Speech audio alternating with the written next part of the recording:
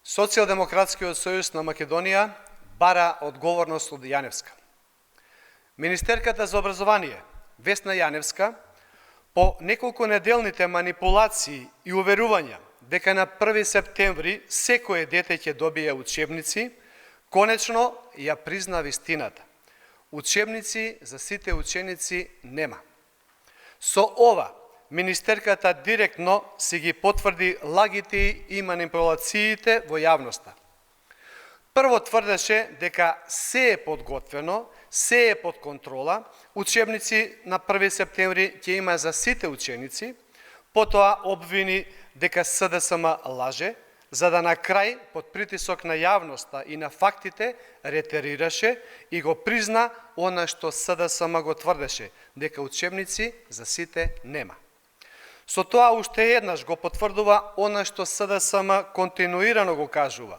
Владата и министерката не работат, туку манипулираат и представуваат лажна слика пред јавноста. Наместо вистински да работи за подобри услови во образованието, министерката Јаневска спроведува постојана изборна кампања, шета по училишта, по печатници и држи говори дека се е решено, додека реалноста е сосема спротивна. Децата на почетокот на учебната година ги немаат сите учебници, а наставниците работат во се потешки услови. Ако министерката Јаневска манипулира со јавноста, лаже и ако не е способна да го води ресорот, а јасно е дека не е, најдобро е да си поднесе оставка. Учебната година започна, а учебници нема, иако власта потроши 11 милиона евра. Учебници има само за најмалите од 1 до 3 оделение, за 4 и 5 оделение состојбата вистинска катастрофа. Учениците од 8 оделение немаат учебници по математика, историја, хемија, физика и странски јазици. Во стручните училишта цели генерации останаа без учебници по управно, процесно, правно, државно редување и така натаму. И тие малку што ги има се нецелосни и испарталавени.